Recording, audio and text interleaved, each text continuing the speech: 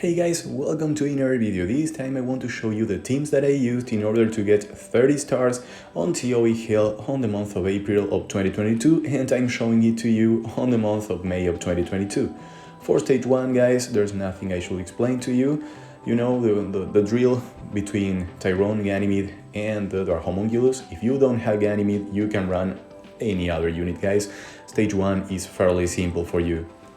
The second stage, guys, is a pain. If you don't have GIANA, it will be really hard. You have to use either VEROMOS or the Water Mermaid in order to cleanse before your GIANA can actually use her heal, or your Tripper. If you have GIANA, you can replace GIANA.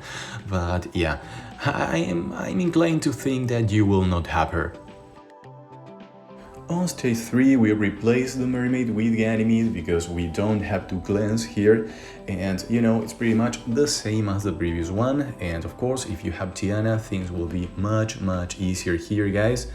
But if you don't have her here, it's actually way easier than the second one, because you know, they only have will, and for the boss fight you will have to land the strip on the boss. Well, stage 4 guys is really tricky. From the first wave you have to land the Oblivion with Herny on both of the mermaids, and then try to land Oblivion on the rest of the snipers. The boss phase is really tricky because the boss is really fast, so you have to be fast yourself. And at the boss phase you have to Oblivion the Ambivats first, so you can start the attack bar control cycle, and of course, if you want to be safer, try to Oblivion the Junos as well. This will be tough because of the many instances of RNG that you will face. Stage 5 is a pain as well this time around guys, but you know, with the usage of this little guy, the Jultan, you can actually make this doable. And how do you do it? Well, the waves are not a problem. The biggest problem is getting rid of the Huadams first. And how do you get rid of Huadams? Well, you can get rid of them one by one with the second skill or even the first skill of your Jultan by applying dots, damage over time, and heal block, so that the Pernas moving won't be able to heal them.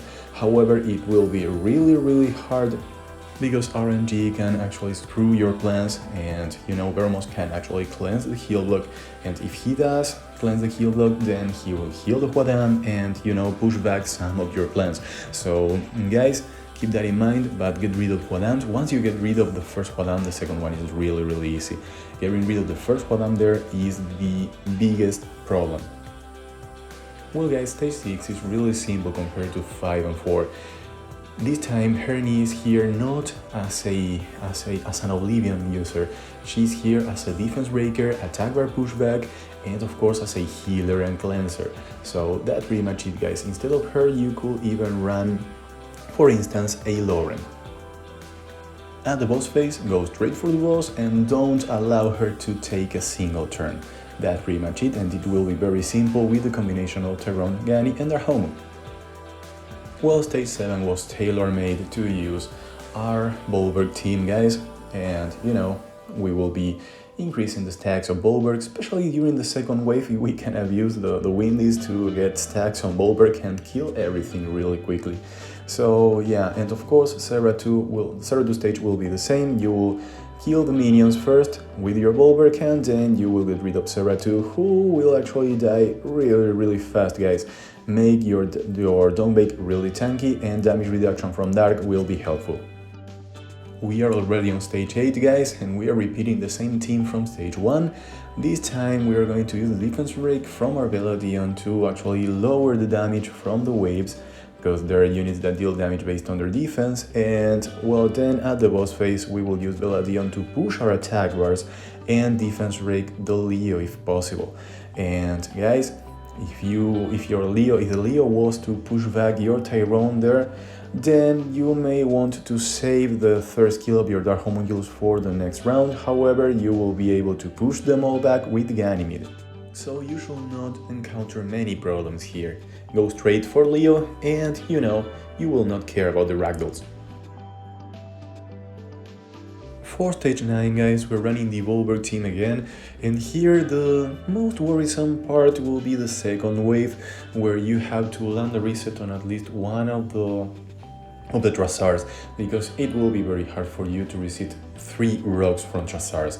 And of course, resetting the skills of the druids will be great as well. So apart from that, guys, get rid of the druids one by one. Remember that Volberg's skill doesn't trigger their passive, so you can use it without giving them a full attack bar.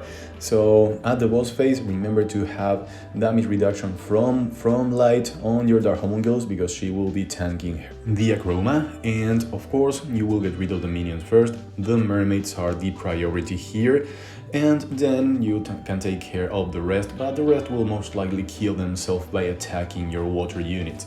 So keep an eye on your HP, but this should not be very complicated with this team. And remember, you can use the second skill of your Volberg in order to replenish your HP, even if you are not on full stacks, because the enemies have so much HP that will most likely fully heal your team even without having 5 stacks. And guys, we finally made it to Teoi Hill. Now we're running a very familiar team, but instead of Tyrone, we're running the Wind Paladin here. If you don't have her, you can run Musa instead, but the Paladin is better here.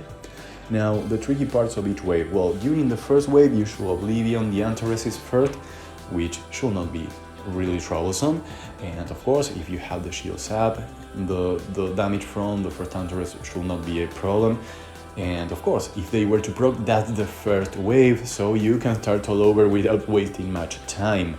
And then you try to Oblivion the rest of the elves, and there won't be many problems. Now, the second wave is a tricky one, since the boss can actually one-shot one unit if things go wrong, because you don't have anti-crit, and you know crit damage is increased by a lot here. So if the boss was not to actually target one of your tankier units, then he can actually one-shot one of those, and that means that you will lose. So yeah, that's the part of the most RNG that you will face through this run.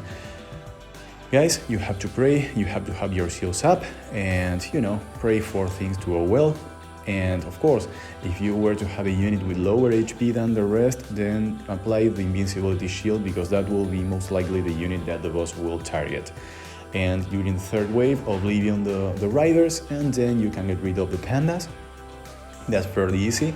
And for the final wave, as you can see, you have to take care of the clones first. You can Oblivion them so they don't have their passive revenges and stuff, and then you take care of the main one without allowing her to take a turn. And of course, you know, it will be fairly simple since we have increased crit damage, so our Spectra will deal a ton of damage on her HP. And this should be the easiest part, guys. So guys, I will show you the runes after this, and guys, thank you very much for watching this. It's been so long since I did a Teoi Hill video, so yeah, this one is full. So guys, thank you again, and please leave a ton of likes and comments if you can. And if you have any questions about the game, let me know in the comment section, and I will be very happy to reply as always. I really hope to see you guys in the next one. Bye bye.